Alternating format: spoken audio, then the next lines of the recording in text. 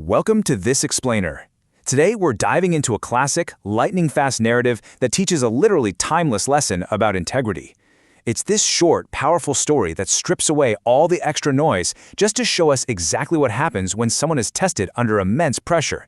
So, if you love a super clear, perfectly structured tale with a fantastic payoff, well, you are definitely in the right place. Okay, let's dive right into this. The inciting incident hits us immediately with this totally desperate cry. "Oh no, my axe is gone! How will I earn money now?" And that hooks us right away, doesn't it? It establishes incredibly high stakes. We meet this poor woodcutter living in a small village, and in just a split second, his axe slips from his hands and falls straight into the deep water of a river.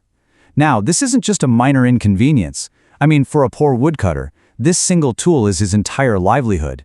The absolute suddenness of this devastating loss is exactly what propels us straight into the core of the story. Section 1. The Woodcutter's Crisis. A livelihood lost in the river.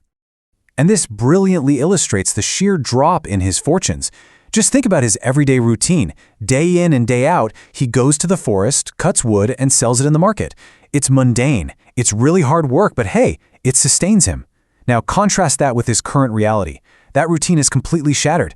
Instead of working, he's just sitting there by the deep water weeping over his lost axe. It perfectly captures that awful feeling of helplessness when the one thing you rely on is suddenly stripped away. Section 2. The Fairy's Golden Test. The Trial of Temptation. So this crisis actually brings an unexpected visitor. Out of nowhere, a fairy appears from the river and asks him why he's crying. The woodcutter, being completely honest about his misfortune, explains exactly what happened to his only tool. And without hesitation, the fairy dives straight into the river to retrieve it. But, as we're about to see, she isn't just fetching an axe. She's actually setting up a pretty massive test. Now, what's really interesting about this is how the fairy returns. She doesn't bring back his old tool right away. Instead, she offers him a golden axe. I mean, that's a massive upgrade, right? But the woodcutter looks at it and simply says, "No, that is not mine." So the fairy dives again. This time she brings up a silver axe, still incredibly valuable. But again he replies, "No, that is not mine either." It's only on that third try, when she finally returns with his old iron axe, that his face just lights up. He exclaims, "Yes, that's my axe." The narrative uses these three escalating tests of temptation to prove his honesty just can't be bought. He firmly rejects unbelievable riches simply because they don't belong to him. Section 3. The Ultimate Reward. The Payoff of Integrity. The fairy is absolutely thrilled with him, telling him, "You are a truthful man. As a reward, you may keep all three axes." He passed the test. Because he didn't try to claim the gold or the silver through deceit, he gets his trusty iron axe back, plus unimaginable wealth. It's basically the ultimate return on investment for simply telling the truth. Let's see how this builds, because these rewards extend far beyond just that one day at the river.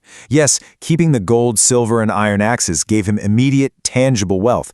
But more importantly, from that day on, he lived a much better life and earned the profound respect of everyone in his village. His honesty didn't just buy him things, it fundamentally transformed his entire existence and his standing in the community.